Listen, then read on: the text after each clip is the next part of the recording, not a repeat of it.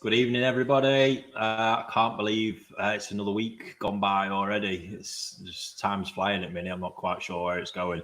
Probably because everything seems to be moving at 100 miles an hour, and it's getting time to try and chill out a bit. There's never a down moment in this game, really. It's good fun. So I hope you're all doing well. Hope everybody's ponds are all right as well. Not too much to sort of run over this week, really. It's been a long day. Started at 4 a.m. this morning. By 5 a.m. I'd bought 1,750 new Tosai. Getting earlier and earlier, that one. So quite a productive morning, to say the least. And then, on with the rest of the day, really. Prepping everything up for our up-and-coming autumn harvest event. Now, I have, you'll probably seen on a few social posts that I've been mentioning this a bit. It is a trade only event that we've done. This is going to be its second year. But we are going to start sharing over the next couple of weeks more and more fish that are going to be available, and also make you aware of who is attending.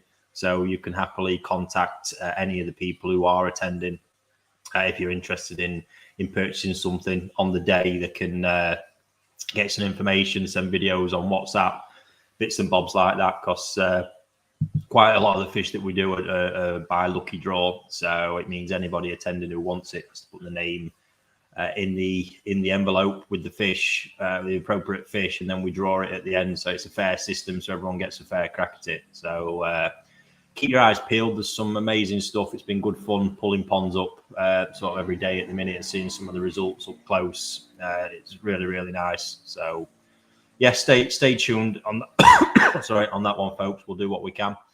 I hope it might sound a bit different this evening. We've actually got a proper microphone on the job now. So rather than doing the audio through my headphones in my ears, we've got a proper mic in front. So hopefully it'll be a bit more crisp and sound a bit better. And fingers crossed we don't have any internet disasters this week, because 2 weeks on the bounce, I don't want to be making it 3. That's going to be a pain in the arse. So there we go. So coming up, Chris from Elite is joining us this evening, just to bring another dynamic to answering some of the questions.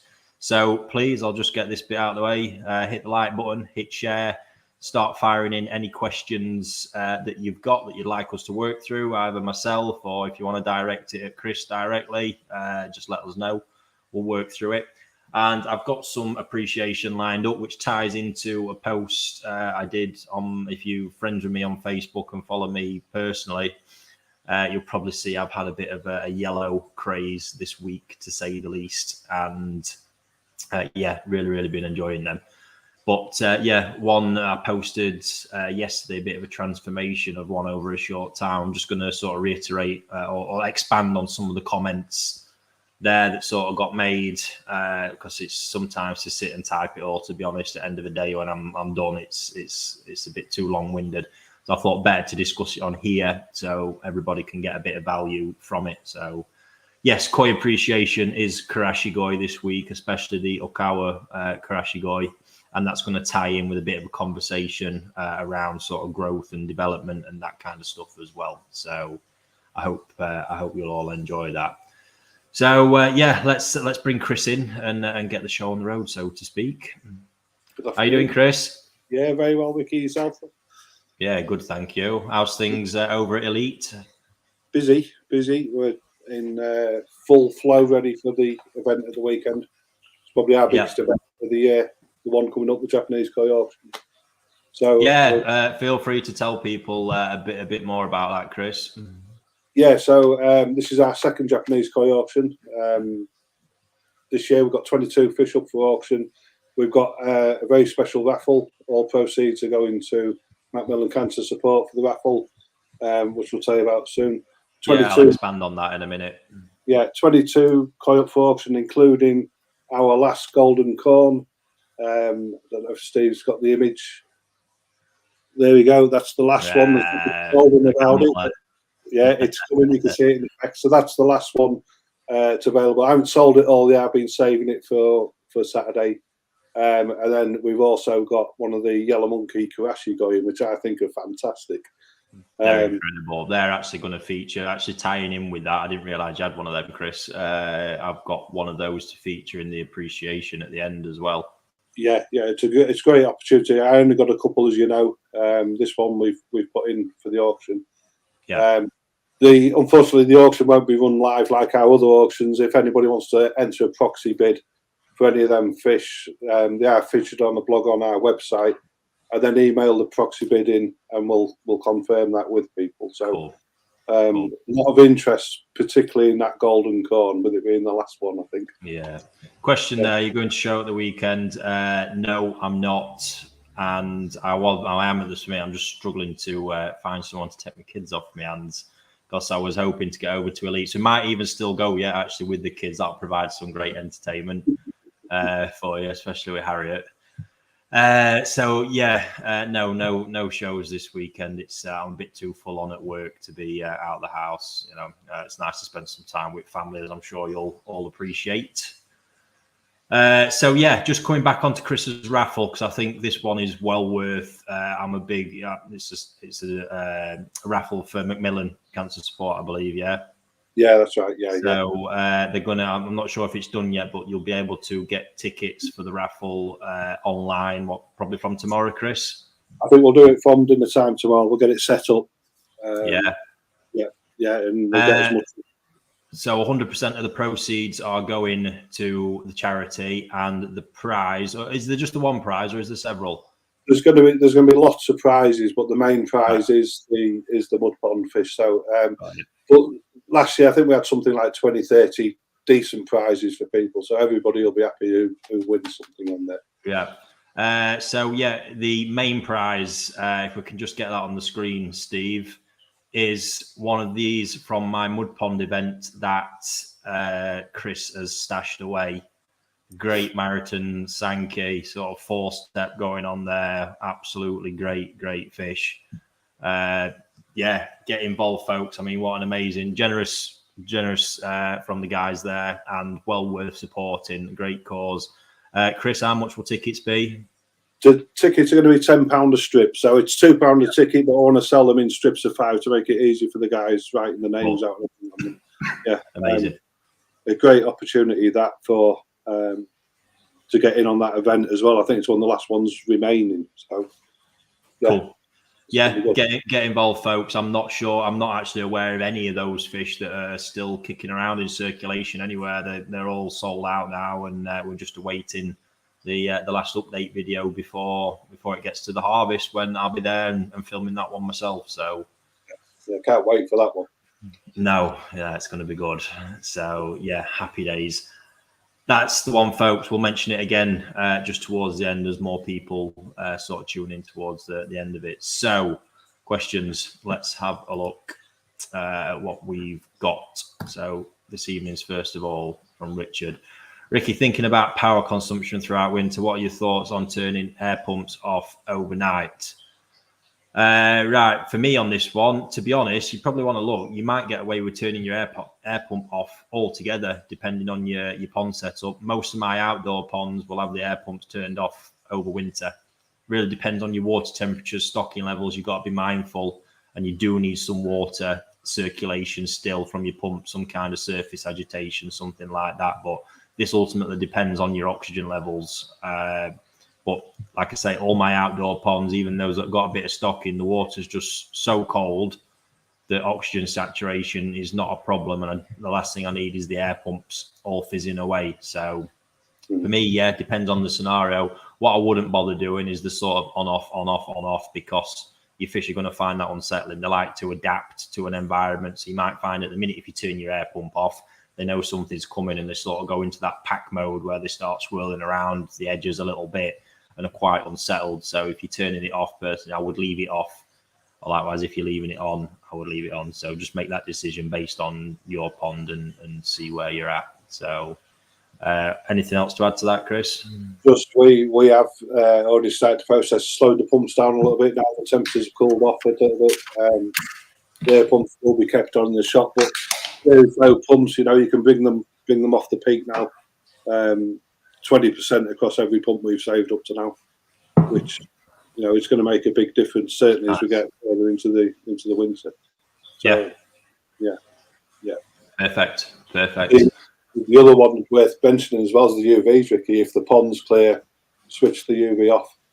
To be honest, I've been on all this stuff. I think it's still the same conversations, and it's all about just reevaluating where you're at in your system, and looking for the excesses that you've got, whether that's too high turnover rates that are unnecessary, additional equipment that's unnecessary. Even like with UVs, a lot of people do oversize UVs, and it's not always necessary if you really are wanting to save watts. If your pond can get away with a 25 watt and you're running a 55, that's straight away it's 30 watts there at least extra that you're burning away. Yeah. So all these little bits do add up, but overall, I still stand by this. A very basic pond setup is negligible, and Evolution Aqua, if you follow them on Facebook, they put a great diagram out to sort of show you what a basic pond running cost is versus other household things. And for me, it's just when people have made it too excessive that it's going to get costly, and if it is an issue for you, you just need to probably relook and reevaluate before you just go shutting it down, because there's plenty of different ways of doing it, and what you can do with a more basic system is phenomenal. I actually had a phone call today.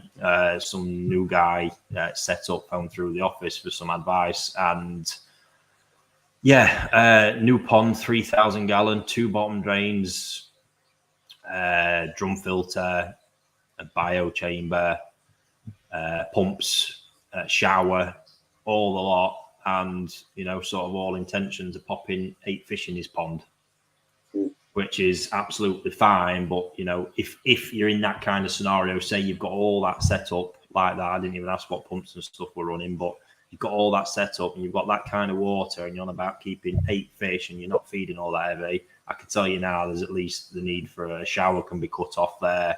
Your circulation pump really doesn't need to be a big one. If it's variable, you don't need a lot of flow running through a system like that. So bare minimums, really. Yeah, definitely.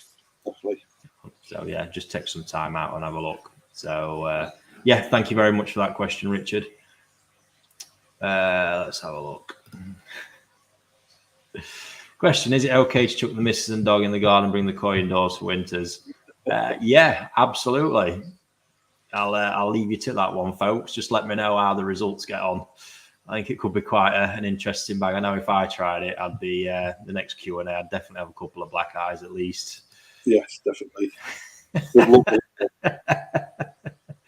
Right, let's have a look. Rory O'Donnell. Do a cow breed Benny Goy. I got 35 toe cycrash this year. It's epic. Would like something similar.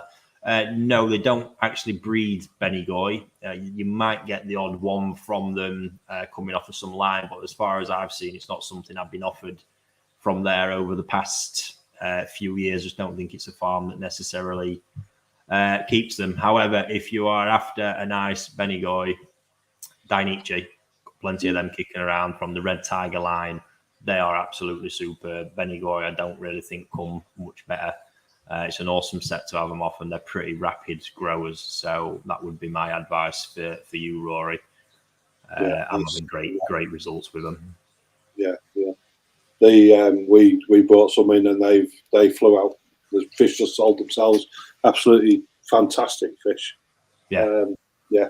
Mint. Yeah, agreed. Fantastic. Thank you for that. What else have we got here? From Paul. How are you doing, Paul? Tuning in from Italy every week. Big respect for that. Any news about damage to breeders in Japan from the typhoon, Hiroshima area hard wind? I haven't heard anything, to be honest. Niigata-wise, I've not heard of any panic. I just saw a couple of videos sort of passed through quite intensively. But no, from everything I've heard and anyone I've been talking to, no issues. I know fish are still getting delivered, moved around, all the rest of it. So I know they're bad, but these guys are pretty resilient and used to dealing with a lot of this really, really wild weather. But no, if I do hear anything, I'll be sure to let everybody know on that one. Let's have a look. Up north, Koi Pond. Ricky, I was thinking of changing to sake balance over the winter from growth. What temp would you be comfortable feeding it down to? Yeah, I seem to be going over this one a few times. So for me, there comes a point where when you get to a certain temperature, feeding is going to be absolutely, and I mean bare minimum, like once every few days, if at all. And I'm talking probably when you start getting 8 degrees and below, I think is when you probably want to start questioning it. The reason being is whether it's wheat germ, balance, growth food, whatever the hell it is, the separate issues here. But the fact is your filter is pretty dormant at this point. So it's not a case of how your fish deal with it. Your fish will probably still eat it. Probably it's how your filter processes it and deals with it out the other end, and avoiding nasty things like ammonia spikes and bits and bobs like that you really don't want when water temperatures are that cool. So for me, yeah, if you was using it, I'd have no issues, but because down to 8 degrees, I'd be happy because you sort of your bare minimum amounts of food anyway at that point. But you're probably talking, like I say, once every few days to keep them ticking over. So what you put in, you just got to avoid for me, I avoid high fat foods. This is the problem because you got to remember the internal temperature of the fish generally just being a few degrees above the water temperature. And fat always has a certain melting point, and more often than not in them cool temperatures, the two just don't match up. So that fat is going to go in and just sit there, which is absolutely no good for anything. But curious to know, Chris, I mean, how is wheat germ selling these days? Is it still a popular seller? Because I mean, I'm never been a big advocate of it myself. Not for us. I mean, we moved to Weissel and all season feeds. Like you say, they're fed mainly above 8 degrees if you need to feed them. I'm just reading that question there in the sake balance. I think I haven't got the specs in front of me, but I think it's quite a high temperature food. You may be better looking at the multi-season. They say 18, but I was using it a lot last week because it comes to a point when it's literally just a bit of maintenance food every few days. Yeah. I think the multi-season is lower. Yeah. It is. They've got, because that's a really high quality wheat germ in a kernel based one. But if you've already got the balance, honestly, I won't flap.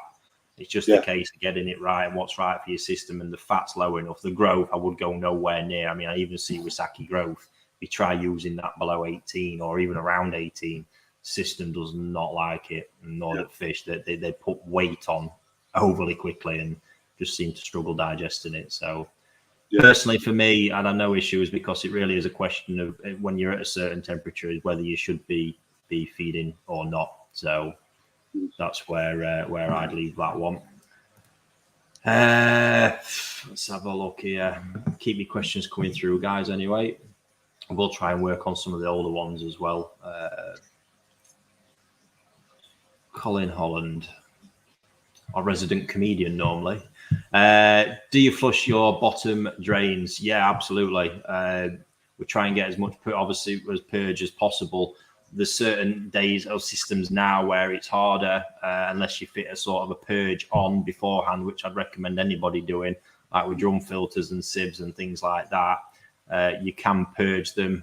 What we actually do with the drum filters is just take the other inlet, the cap off the other inlet, and run it through like that once a week. So, but yes, bottom drain purging is a must because most people aren't pulling the drains hard enough all of the time to get sufficient cleaning. But I'm a big advocate. It's something you need to be doing at least once a week. If you're feeding heavy, probably twice, in my opinion. But do you find many people fit bypassers, Chris? A purge before the drums or before a sieve?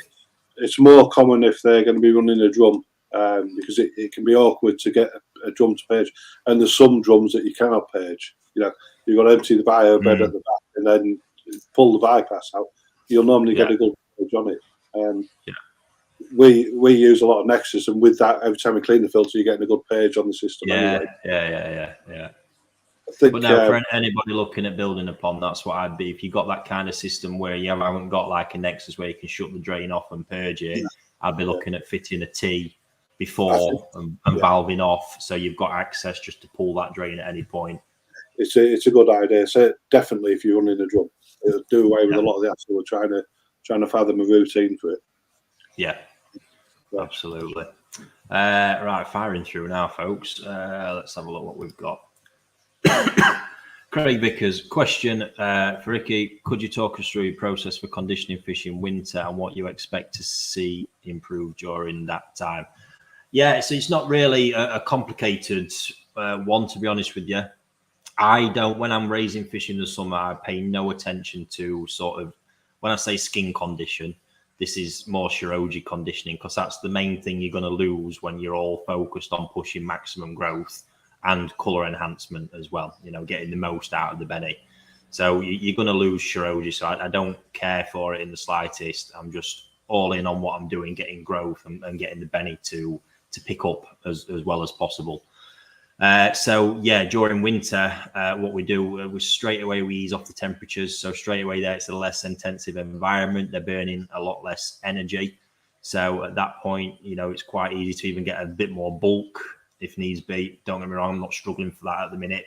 But if needed, that could be done. But generally what it's the case is I've got the bulk, so it's easing all that off, coming down to around 18 degrees ideally. And yeah, changing diet. So I'll flick from the growth and color at that point and more than likely just go to balance. And yeah, withdrawing the color food alone will start to improve Shiroji. But again, I just start working on the water a little bit more. So easing the feeding back, dropping down to probably 4 feeds a day as opposed to 8 or 9 they're having at the minute. Like I say, moving to Saki, balance. And yeah, just tightening the water up, you know, getting the organic count or organic level down, which the system will naturally do that anyway, because it all just sort of catches up with itself because you've not got the intensity of all the food and you know, coming in constantly throughout the day. So just getting the water in good order, and that temperature is a magic one for sort of helping sumi develop as well. So we're going to get that, the Shiroji naturally pull round. Depending on the pond or what I want to do, I might use a period of Saki Pure White as well. Did that last year, but I would only really choose to do that if I wanted to condition for a really specific reason, because that is pretty pricey stuff. Does work a treat, does the job really quickly. But yeah, it's nothing. It's nothing. To be honest with you, I think a lot of people are keeping the pond in this state most of the time. This growth environment is intensive, and you've got to choose. You've got to decide from the outset what you wanted to do. So if you was from the outset conditioning for a show, there's no way I would push them as intensively as I do to get maximum growth, because I know there's compromises with it, and it's like you wouldn't want to blow the white skin out too much, so you wouldn't go as far. But likewise, if you need to condition for color, you're going to have that as well. So just so many variables you want to set out. But this is just a case of just taking the foot off the gas, easing. Obviously, the lower temperature, oxygen levels are going to saturate higher than they have been for a long time, which is all going to help. Energy levels will pick up even higher. And it all just comes together. Obviously, the underlying bit underneath it is it's conditioning quality that's already there. The quality's not been lost. You just sort of knock it a little bit and then bring it back. So that's the process. In some ponds, I might ease off the food really a lot because, you know, just to lose any excess that's built up over the summer and yeah, really get them in a position where they want to go for it come the next spring. So I hope that answers your questions on that one, Craig, without going too much further into it. Let's have a look. I think here's an interesting one. Chris, we could possibly both shed a bit of light on. Grey Fox, hello from Colorado, USA. Hello from sunny Retford and equally as sunny Grimsby. Would you recommend starting a koi business in winter? I'm thinking about it, but not sure. Go on, Chris, you go first. It's as good a time as any. It's you know, you've a lot to do when you start the business. A lot of ponds to get ready, and it's an impossible question to answer. I think the one thing with the winter, when the water's colder, like you mentioned earlier, with conditioning the fish, there's a lot more oxygen saturation. So you've probably got less stress with the livestock during that period than what you would have, say, at the height of the summer when the temperatures are really high. So probably from a livestock point of view, then yeah, it's a good idea winter time to get going with it. And build it up into the summer. Sorry, I'm just looking at that. Would you recommend starting a koi business? I can't see past that at the minute. So yeah, well, Yeah, welcome to a full-time job. I think for me, I don't know the market in the USA all that well, to be honest. All I can comment on is sort of where I'm at and where things have changed. And I believe it truly is becoming a 12-month-a-year business now, depending on where you're at. I think through some of the work we've done together, Chris, you've seen that as well. Yeah, that, yeah. You know, if it's really on how you're set up to run things. You have to adapt in winter, certainly in the UK, into how you sell and what you do and the services you offer, such as overwintering and things like that. But don't forget, it's a great season. The koi production season in Japan, you know, we're just moving into a new one. Like I said at the beginning of the video, I've just bought 1,750 new tosai this morning. And, you know, we're not already, people are only just getting their heads into the autumn harvest for the Nisai, where I'm harvesting Nisai ponds at the minute, already buying new tosai, got all that stuff going on. It just never, ever stops. It's constant. So I think there's, in regards to the UK, there's always business there to be had as well. Like I say, you just have to adapt. Again, not sure what it's like in the States, but probably looking at it, if you want to hit your peak season right, it probably makes sense to do a lot of the work in winter, get that side of things done, so you're ready in a prime position for your season starting up. So I hope that helps you, Gray. But feel free to drop me a private message if you want any more advice on all that. I've got plenty to share. So good luck if you don't it. Yeah, good luck. Don't get me wrong. I mean, I don't think any business is an easy one to start up, but the livestock element added to this one does throw some interesting curveballs. Yeah, certainly. For sure. So, right, let's have a look. I'm going to let you answer that one, Chris. Game changer. How old do you recommend keeping backy showers running through winter or turn them off?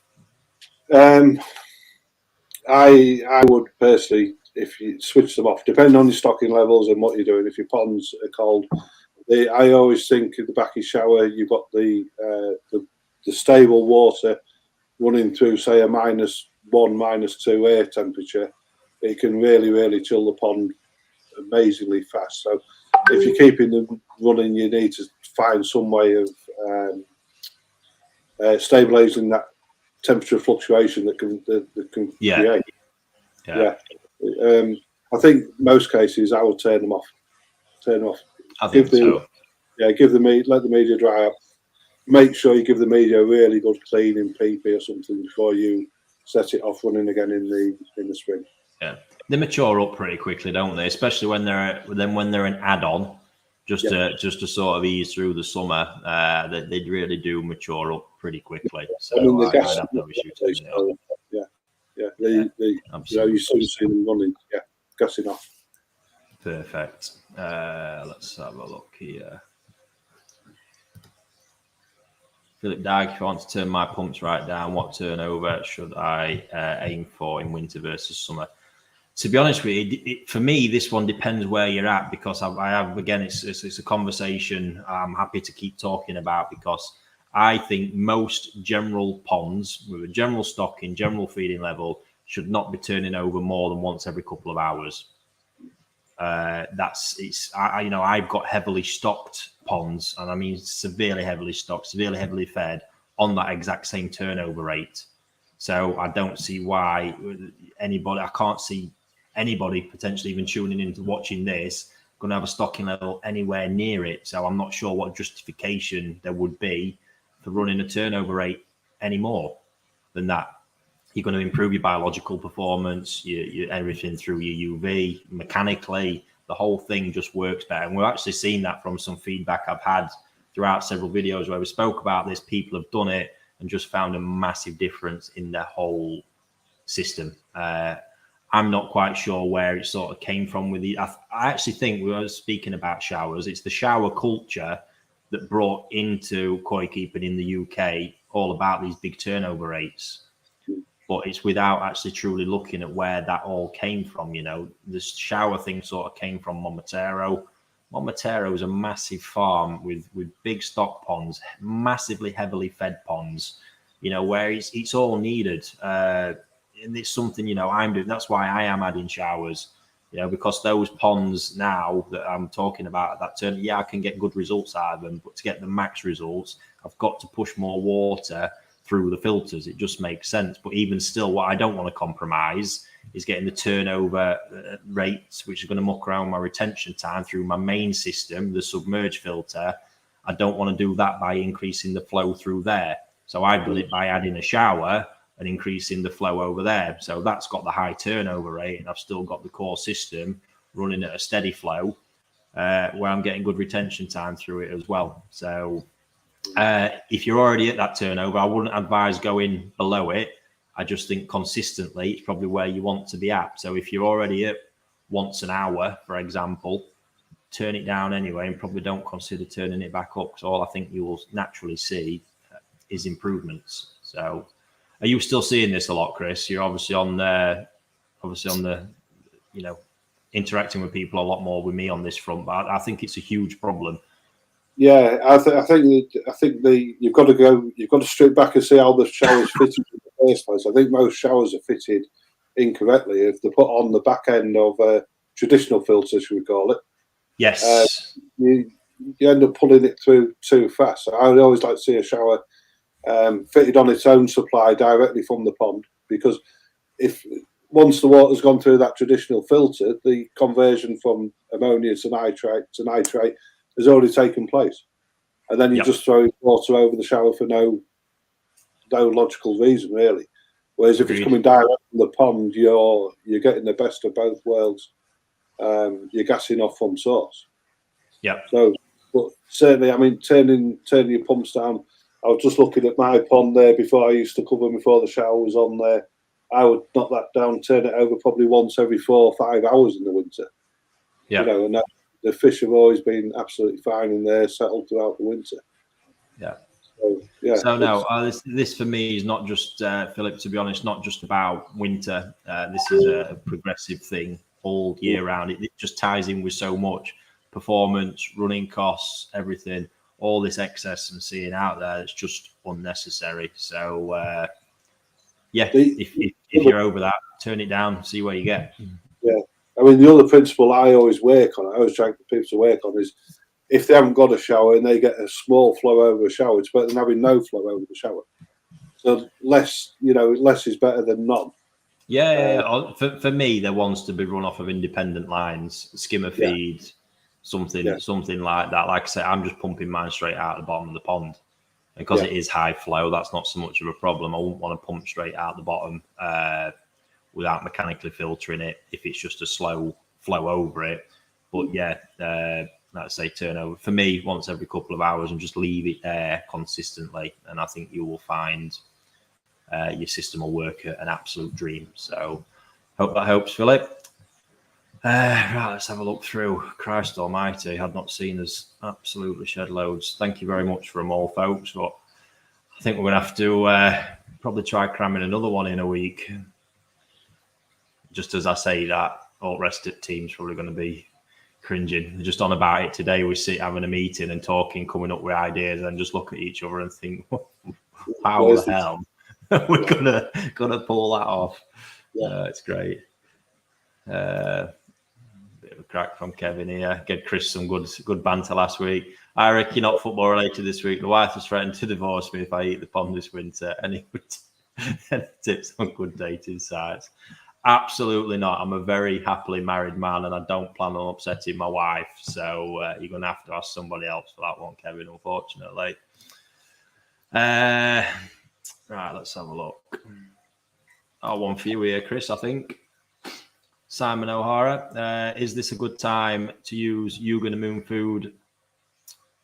What's that for 5 days going into the colder months? Yeah, I'm not familiar with it, Chris. I know you're quite an advocate of it, so go for it. Yugen food, it's Takazumi food. It's a immune system boost food, and you feed it 4 times a year for 5 consecutive days.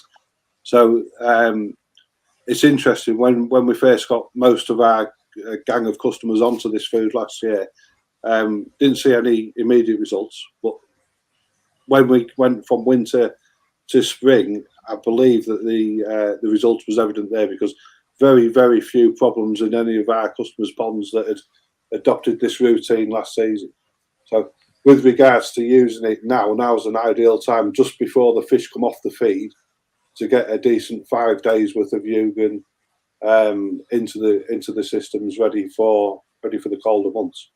Yeah. So yeah, it's an excellent food. Like I say, it's not a quick hit food. You know, you'll see the results next season, coming from winter to spring, which is the time when you need the fish to be fighting. Yeah. Cool. Right. Susie, can you go skimmer, pump, tempest, shower? Straight away for me, what I see as a problem there is flow rates, because again, the tempest has got a set maximum flow rate. Is it 5,000 litres an hour, Chris? Yeah, I think it's slightly higher. I think the recommended, the optimum flow rate is 5,000. So yeah, quite interesting that one, because we just fitted one for Satch exactly on that thing. So we went from skimmer to the pump, and then we went from a 2-inch line to 2 1.5-inch lines. The shower was a double spray bar. So one went straight up to the spray bar. The other one went through the tempest and into the other spray bar on the shower. So you've got full control over the flow through the tempest. Yeah. What I've realised at the shop is that if we time how long it takes the tempest to fill, it's about 15 seconds. We're getting the optimum rate for our systems there. So just tweak the valves, and then you're not going to compromise flow over the shower.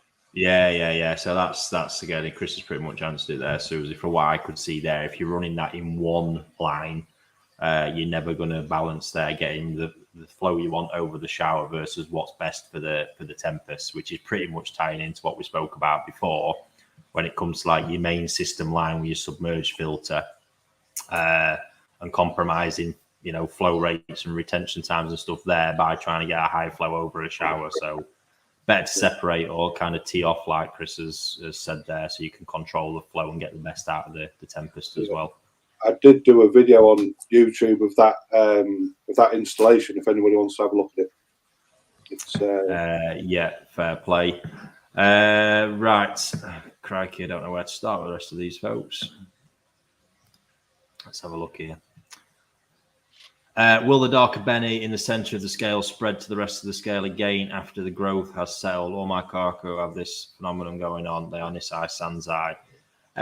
Should do. So that softening of the Benny is normal during the summer, because, you know, if you're pushing them hard, growing them hard, you sort of think it does tend to compromise Benny development a little bit. Also, obviously, light, UV, I say a little light, it's particularly the UV part, plays a massive part in the development of that Benny and the sort of spread of the pigment cells.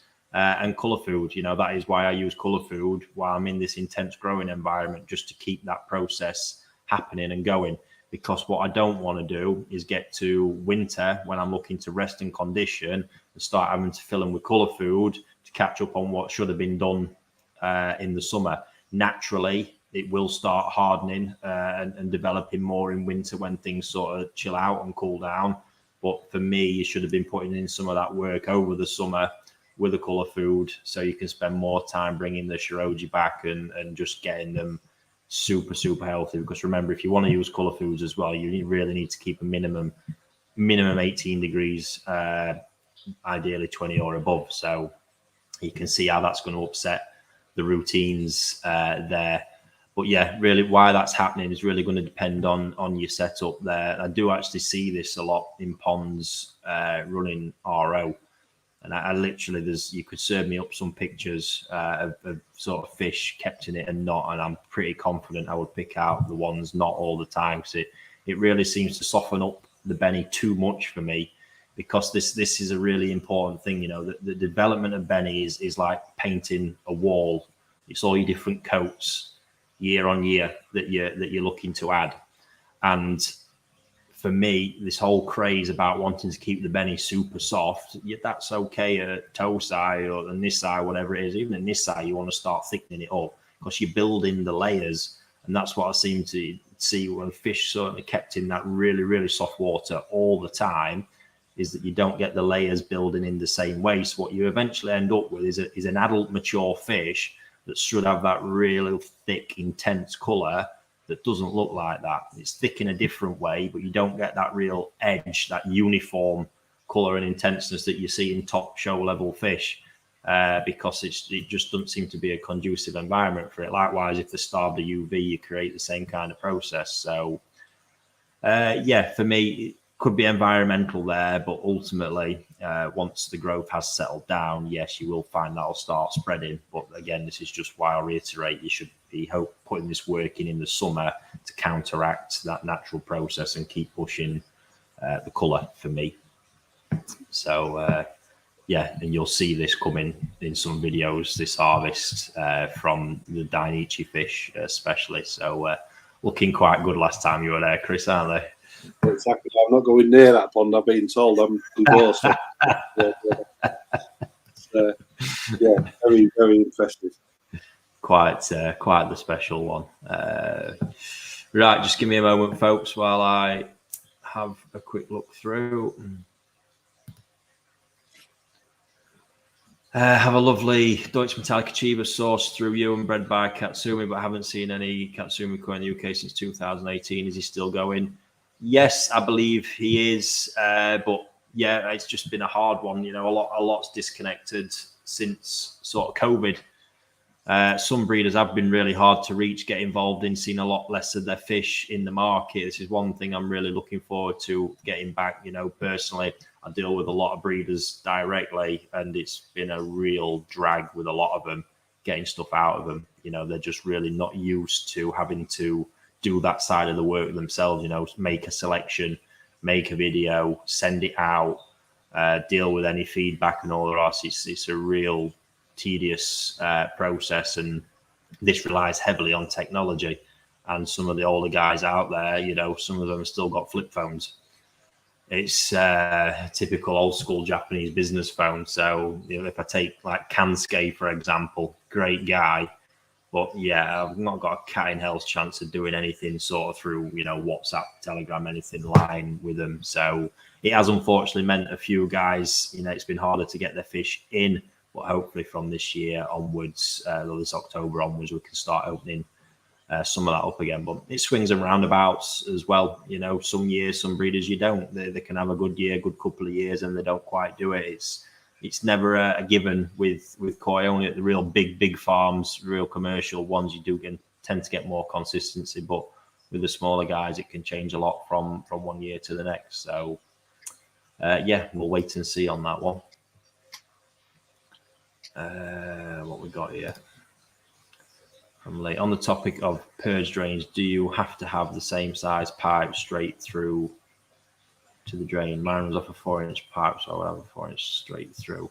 I'm not quite sure I'm reading that right, Chris, but yeah, your pipe from your bottom drain into your filter and on your purge, personally, I would all want the same size pipe if that's where that one's heading, because you're not going to get the power of the purge. Say you put a T in and shrink it down to 2-inch or 1.5 inches, you're just not going to get that velocity and power that you need to purge the drain effectively. Yeah, it'd be just like turning your pump up to full, wouldn't it, to make the purge? You need that forward. Yeah, big time. So I hope that does answer that one for you, Lee. Let's have a look. I think this might be an interesting one, Chris. Jason Freeman, thinking of overwintering koi in a tank in a garage, main pond unheated, no daylight in garage. Would a normal strip light be okay, do you think? Will this have a negative effect on the koi? I'll let you roll with that one first, Chris. I know what my answer is going to be.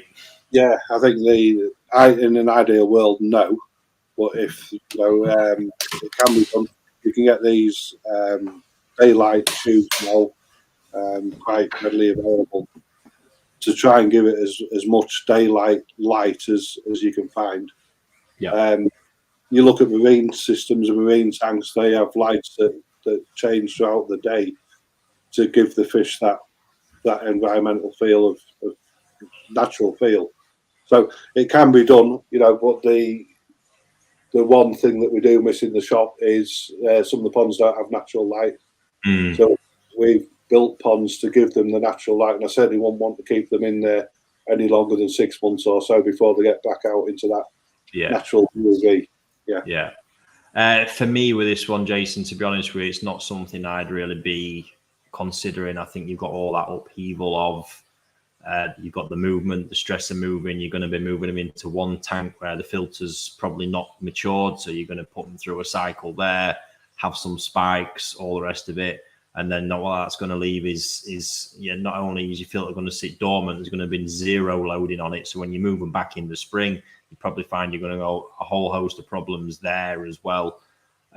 You've got the lack of daylight, which wouldn't appeal to me whatsoever. What I'd be more thinking of is just making yourself a decent cover for your pond if it's possible, just to prevent that ultimate wind chill and let the fish hibernate. Keeping koi in the cold is not a big issue. It's a natural part, completely used to it. And if they're healthy fish going into winter and you're not stupid with feeding or anything like that, they'll be healthy fish hopefully coming out of winter. You just don't want to get the extreme cold. So if you cut the wind chill out, I've not really known too many ponds that have been covered dropping below sort of 4 degrees. It seems to be able to hold out quite nicely at that sort of temperature, and those koi will keep perfectly fine. Just at that kind of temperatures, you don't want to be feeding. Just let them be. You know, if you get a bit of a sunny day, they will react to it. They might come from the bottom up to the top. That's the worst time where you want to be chucking food in. You know, if you've got, this is the big thing as well, you know, that pond will naturally have the algae coating on the walls that they can feed off. You've not got to panic too much. So for me personally, I'd be leaving put and just taking every precaution to avoid that getting too low in temperature, but you know, keep the daylight on them as well. Yeah, personally. So I hope that helps, Jason. Interesting one here. I'm not quite sure what Nigel. How are you doing, Nigel? What are your thoughts on YouTubers filling lakes with thousands of Polish koi fry? Is it even legal? I can't really answer that. I don't know. As far as I'm aware, we shouldn't be stocking any lakes unless they're private ones. But I might even be wrong at that. So I'm going to sort of bow out of really giving an answer on that one. But I should imagine if it's like a private mud pond on a private facility, it shouldn't be a problem. But yeah, not too sure, mate. And I'm not too sure what's going off with that anyway. But no, the YouTuber community might shed a bit more light on that one. Right, let's have a look what we've got. Oh, here we go. This is one you need to see one day, Chris. How deep is Momotero's 1,500-ton pond? What a beast this thing is. I don't think I've spoke about this in all the time we're doing it. I mean, Momotero is an incredibly impressive place. What they've done in regards to raising koi, jumbo koi indoors has been pretty revolutionary, even in the Japanese scene, to be honest with you. But that 1,500-ton pond, just to give you guys an idea, we are talking 330,000 UK gallons. It's a beast. You literally, it's quite a journey to walk around it. Depth-wise, I'm not sure. I think, don't quote me on this, I think it's around about 3 meters in depth. It's a deep one. It's just insane, the size of it. Often when them fish are in there, you can't see a lot of them. It's too hard to sort of cover it. Only when they come together. There's a feeding platform built in where a lot of the backy showers return, and that's your best chance of sort of catching them. Because other than that, when they sort of swim off, you've not got a Kynel's chance. But beast of a thing. Is it a display pond then? Is it something just for display? No. It's a raising pond. They sort of vary in there from year to year what they put in. The few times I've seen it, it's been Nisai introduced, raised through to Sansai. And so I presume it's a pretty big seine net to get that one harvested. Yeah, well, I was actually there one time. It got harvested, and obviously they have to drain it down. But it's not just a case of draining it down. They sort of got to get all the fish gathered at the feeding platform end. Yeah, because they can't sort of drop below that level either, and it was just a huge job to get it done. And wow, yeah, crazy. I mean, not the sort of pond you want if you are on a water meter. That's pretty devastating. Beast of a system. The filtration runs all around the outside of the pond, all the submerged filtration as well. It's just a behemoth. So, yeah, great pond. Great to see. Hopefully you'll get to see it one day, Chris. Hopefully, yes. Not too far away. Right, just bear with me, Richard. Yeah. Have you booked your trip to Japan yet, Ricky? Not booked. We sort of got some provisional dates. I'm just sort of watching what's going off with.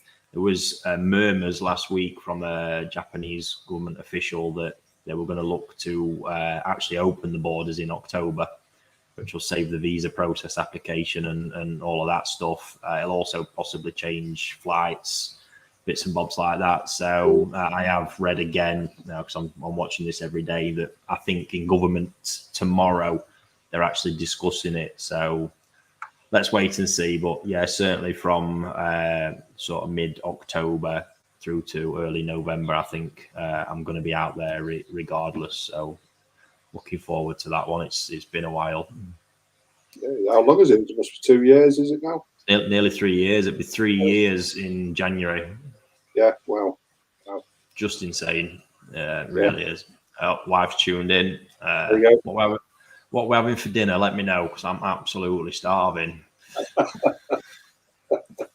Right, let's see what else we've got here, Chris.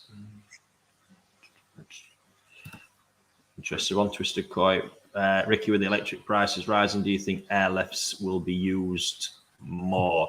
This, I think, me and Chris have been talking about this a bit, actually. I think, for me, I know you can generate a lot of turnover from the air uplifts. I think it would have to be at a point, however, where you need that amount of turnover. So then the benefits from it are that the air pump is of a lower running cost than the equivalent water pump you would need for the turnover, if that's making sense. Because ultimately air pumps aren't the cheapest to run. I'm not sure there's too many super energy efficient models on the market like there is water pumps. So if you only need a low turnover, which I'm sure a lot of ponds will, it might be that the water pump is the best cost effective option. It'd be looking at your system for me and seeing what you need and if what outweighs what's the best option, water pump or air pump. Then obviously setting up your system accordingly. A lot of constraints with airlift pumps. They don't lift it that high, do they? It's kind of good idea in principle. If you can, for submerged systems, obviously then you're talking about a completely different system as well. You're not going to be setting a Nexus up on air uplift, so you're going to be talking sort of constructing your filter, which more and more people have moved away from these days. So lots of drawbacks. I just actually can't believe we've done 53 minutes already, Chris. I know. Well. No wonder I was hungry. Let's just have one more question before we moved on to enjoying these Karashigoi. Oh, here we go. That's an important one. She is on my wavelength tonight. Absolutely. Love it. We're the worst dieters ever, us two, because we just encourage each other to eat crap all the time. Last one here from Joe. Joe, our absolute star man from the other week when everything crashed. Any tips on preventing smaller fish from spooking when trying to bowl them from the pond? Got a decent bowling net. I'm trying to be patient, but when I come up and lift that, they jump. They probably always will do, Joe. They're lively little things. This is where netting technique is really, really important. When you're guiding that pan net up, you need to sort of create that angle and try and get the fish's head, into the net as opposed to looking up where it can get some trajectory from its tail. That kind of motion and slowly bring them up. With little fish, sometimes it can be helpful to sort of trap them against the wall as well and slowly bring the net up and open it out, just keeping an eye on where they're at, because the minute you give the tail half an inch, they're going to want to rock it. It's just normal. And as with any koi netting, slow and steady. Small fish especially, the more you chase, the more you'll wind them up, and the likelihood is that you're going to be picking one off the floor, because some of the stuff I see at times, Chris, catching them, it's comical. And I never forget some years back having It's actually the pond where the Dainichi fish are at the minute, and it was a long time ago, but it's a 20-foot long pond. I was literally at one end, the net went in at one end straight after the fish I wanted, and at the exact other end of the pond, a 50-centimetre kikisui just jumped out onto the floor. Yeah. They're just bizarre. You've really got to be careful when you're getting that net in, and for me, netting only when it's really, really necessary, unless you're very experienced and confident in doing it. Yeah, patience, and if you're getting frustrated, put the net down and walk away. So I did many years ago. We used to put the net in the pond and leave it in the pond for a while, so the fish can get used to the net being in the pond, but without being moved around. Patience, and you're not going to avoid it, so it's just best to make sure you're prepared for it. I think more than anything with that one, Joe. So right, thank you all for your questions. Let's time to sort of move on to Karashigoi appreciation, folks. We're going to be a bit of a bumper episode this week as well. I can't believe where that time's gone, Chris. So if you have, I'm going to go over it all again. If you have followed me, like I say, on my personal Facebook page, you will have seen some of this and my craze on all these yellow fish this week. And some interesting bits sort of cropped up. And I'm just trying to make sure I've got the videos and bits separated. So the first one I'm going to come on to is the actual post itself, where I posted this fish. So I'm not sure we've got the video clip through for it, which is going to screw that bit up a bit, folks.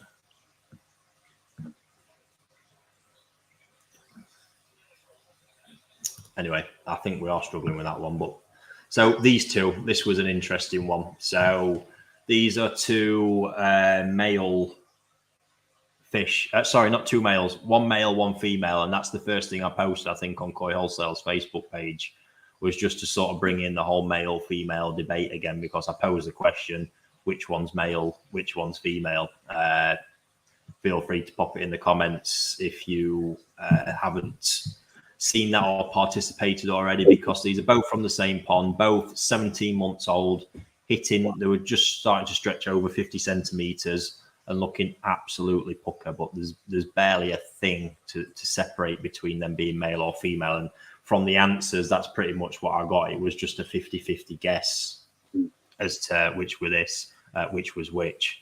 And they are banging, but this has been my whole point with this. It's more about genetics and structure of the fish as opposed to just male and female. This is what you really need to get into your head, because there we go, look straight away, left male, male and left, I think. Yeah, superb. So male left as we look. So to ruin the fun, guys, the male one is the one on the right. The female one is the one on the left. So it just really proves the point for me. And this is where I'm at. Male fish, if it has the structure and it has the genetics, they will perform incredibly well. More and more males from the right lineages with the right setup in Japan are being raised 80, 85, 90 and beyond. So in this case, that is a prime example here of exactly what I've been saying. There's not a lot to separate. Both have the structure, both have the size. They've got all the qualities. And like I say, it's impossible to split them. And you're going to get both of those fish huge. There's no denying that that's going to happen. It's not just now, and it's the way they've been raised. Concrete pond raised in the same intensive environment. Incredible. And just to bring an interesting point, I actually got a screenshot of something sent back to me, because that one on the right, it's now become my wallpaper picture on my Facebook page, a close-up of the fukurin, because it's one of the things I love about these Akawa ones, this fukurin progression at such a young age already. I've not got the close-up uploaded on here, but yeah, that already is just popping for a fish that's 17 months old. It's insane. And when I do eventually share with you the one from last year I've raised that's now 2.5 years old, you've seen it, Chris. Crazy. That one down in Dainichi Pond. It's insane. But actually had some wally from the industry comparing this 17-month-old Karashigoi with a Yamabuki or something like that. You do not even try and if you want to try and make a comparison about something being better, a fish that's clearly more mature and of a different variety that is renowned for its fukurin, being metallic Hikari Mono especially. I mean, come on, get a grip. This is 17-month-old already. Some koi varieties don't even start developing fukurin like this until they're, at least another year down the line now. But that did entertain me, that my picture was stolen to make a comparison to enhance somebody's point, which was a complete and utter bullshit point in the first place. So It's just incredible. Yeah. I've really enjoyed watching them get to where they are now. Yeah, and not even finished yet, Chris. I think I'm all intent. They've got another. Probably end of October into November. I'm calling time on these, so I think a lot of these will be moving more into 55 cm at that point, and then the big ones in there. I mean, I think we've got a couple just about tipping 60 cm now already. It's insane, but. There we are. That is a Kawa Karashigoi, folks. I think, unfortunately, we must be struggling for space on here. We're only allowed so many pictures, so I will get some thrown off and probably come back to that next year, because I just want to share the comparison of the growth it was. So the topic I was going to discuss, we'll park that to next week, but just wanted to share that one with you as well. Just tying into Chris's auction at the beginning. That is a close-up shot of Dainichi Yellow Monkey, the Ginrin Karashigoi. My God, those things are just immense. I mean, I'm going to zoom out on this picture in a minute just to show you the fish as well and the kind of body proportions it's getting. But what them guys have done with Ginrin is same. It's the same on the Kohaku, the Benigoi that come from that line as well, the ex-Ginrin line, just insane.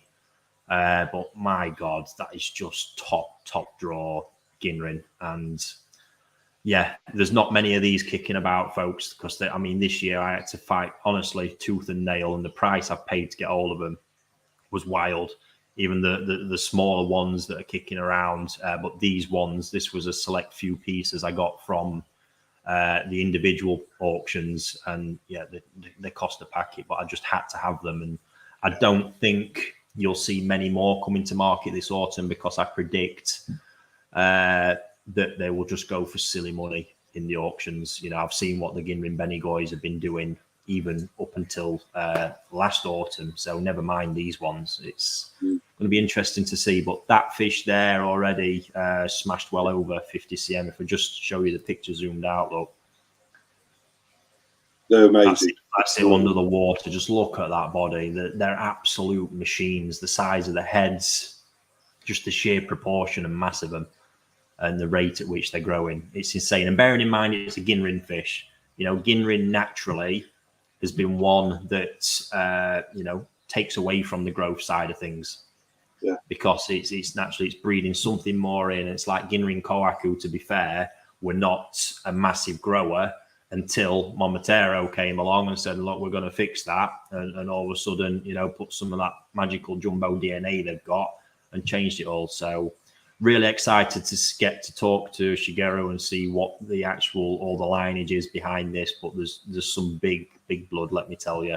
Seeing that I've known a few of the sort of smaller toes, I go a bit Ginrin Chagoi looking. Be interested to see what is sat behind there and whether they've gone from ground zero and built the Karashi line off of the back of some Chagoi blood. Who knows? But for now, these are just phenomenal things, and if you can get one, I say there's not many kicking around, that'd be a great addition to any collection, just for the growth, to be fair. They've been insane. And would you expect the colour in a younger one to develop stronger like the... I've seen it happening in mine. Don't get me wrong, these ones I've got were more intense, but nowhere near this intensity when they arrived. But the same can be said of the Karashigoi I've shown you, these ones. they were nowhere near that level of coloration, and you guys will be able to check back, and they were a much more vibrant yellow. That sort of deeper, more mangoey color that people like is coming with age, because like a lot of things, these have got pigment in the cells that needs to develop. So you'll be able to see on YouTube my video previously covering the early selections of these, which will be a great one for you to sort of look back at now and see and compare where they've got to, and see how that colour's changed as well. But great progression. And I think probably the point I just want to end on while we're talking about these is a conversation around the price of Kawari Mono such as these, because I think there's an illusion, like with Benigoi, actually, in some comments I was replying to somebody over the Denichi video that I did, that the price of the Benigoi, for example, you know, we're talking about getting prime examples, and I had this discussion with you, Chris, as well, actually, didn't I? Yeah. You know, I bought a lot of the Benigoi this year, the normal red tiger ones, and over 50% of them were complete write-offs, not too far, you know, out of quarantine, because on some Benigoi can tend to be really, really sensitive, and they just turned into an absolute mess. And I knew at that point it was never being recovered. I've seen this a lot with Benigoi. It's almost like an aggressive sort of hikui, but it goes full across the full skin. It's like they're quite sensitive to light. I don't know what it is, but it's quite easy to rock them. And when you do, they don't come back. So straight away, these expensive young fish, 50% of them wiped off the map. And then we're getting on to the ones that, you know, you want the right structure to make them grow, not also amongst that. And then you've got, like with them, you're contending shimmies. Because it's such an intense Benny, it's a little bit more prone to shimmies, and Benigoi seem even more prone to it than any other. Yeah. So, you know, instantly there's a number of fish you're just sort of wiping off the map straight away as well. So when you actually get down to it, the few at the end of the year that are going to be the wow examples, they're going to have to command a serious price, because they've got a lot to make up for. Yeah. And this is the same thing with like Karashi. And the point that, with the Benigoi that was mentioned was, I thought a spawning, you're going to get a lot of Benigoi. Yes, you do. You get a hell of a lot. But when you start considering all them factors and you take it all away, the numbers shrink down to bare minimums. It's not like with Showa, for example, where you can produce a lot, and certain flaws in Showa can be hidden quite easily. These things are just laid bare, and you just can't get away with it. And Karashi are absolutely no different. You know, these lineages that they're producing now, it's not like Karashi back in the day. Yet the spawnings throw a lot off. They do. But when you then start weaning, you take out deformities, the sort of colour that you're looking for. And then when they get bigger, we're talking about looking at scales and scale alignment and things like that. And if Kev's watching, that'll be a good one, because I know that absolutely rocked his brain when I started speaking about that for the first time.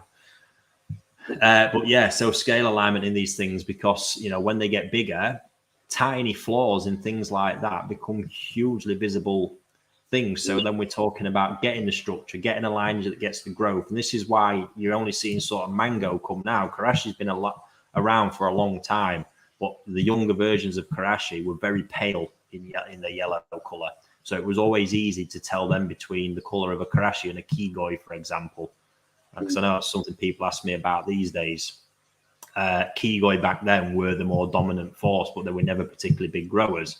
So hence the Chagoi was thrown in. Boom, party time. We've got a bigger growing fish, but then we didn't have the colour. So then they've spent all this time producing the stronger colour in Karashi, which comes with its challenges. And like in these, you know, you'll have some where a percentage of the spawning will over darken naturally, head towards being a pretty poor Benigoi as well, them to reject. So the numbers very quickly shrink. And then when you get into it, like I say, you start growing them, you'll get deformities, you'll get, like I say, scale alignment issues, really, really common with them. Before you know it, the numbers are tiny. So if we look back, I can't even remember the numbers I imported. I think it might have been about 500, and there's going to be, I think there's 30 odd pieces left in that pond at the minute already. Yeah. Tiny numbers. So I think that's just a big one to understand with these single coloured fish and the unusual stuff, that yes, it is, especially with the single coloured, masses of fish do typically come off the spawnings. But what you get left with by Nisai, and then particularly Sansai and beyond, tiny numbers, and that's why they command serious prices. Yeah. So lack of appreciation for them, I think, in that respect. That I think that is the misconception, Chris. That you produce loads of them. Well, if you just want a yellow one, fair enough. But when you want the yellow one with all the qualities, my God, they're not easy things to obtain. Yeah, that's right. Yeah. So there we have that one, folks. Sorry, we've not quite got all the pictures up. I will take that conversation I planned for this week on the growth and that Karashi development. It's all about this fish, actually. If you are friends with me on Facebook, you will be able to see what I was on about and see that fish side by side. And it was just about 5 weeks of a changing condition and changing environment. You see that body volume come up. There's a whole conversation in there about growth and expectations of volume at certain ages and all the rest of it, which I promise I'll get stuck into next week. We'll get all that uploaded. Just before we go, for those who weren't here at the beginning, Elite has got an auction event on over at the shop this Saturday. You can pop proxy bids in on the fish. I think they're on the website, aren't they? And they're on the website. There's a blog at the bottom, all 22 fish. We've got one yellow monkey in there, and the last of the golden corn, which is interesting. Nice. But the big one for the day is the charity raffle.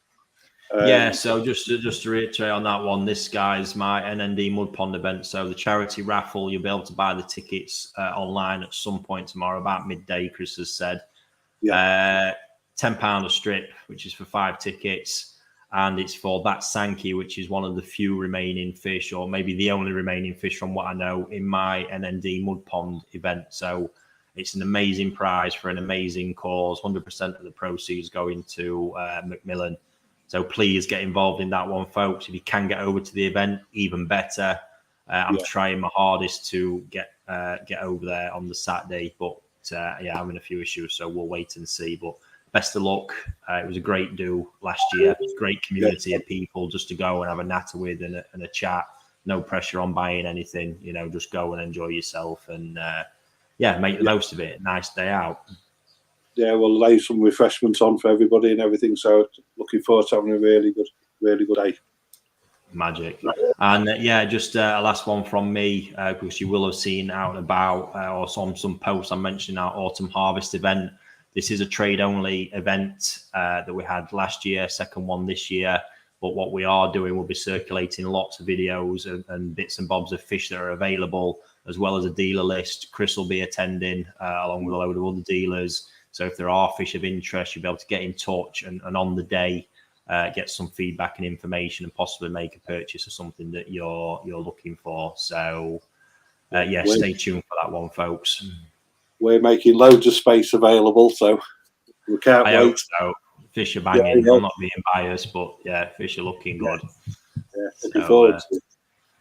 Happy days. Thanks for joining, Chris. Thanks for taking the time out. Hey, welcome. Thank you very much. And we'll no doubt see you again on here sometime soon. Best of luck with the event. Hopefully I'll see you there. Thanks, everybody. Stuff. So there we are, folks. Thank you very much for joining us. Like I say, apologies for not getting that snippet. I promised to a few. We'll get that back on next week. And I'm off for my Dominoes, and I'll see you all in a week's time. Thanks for tuning in.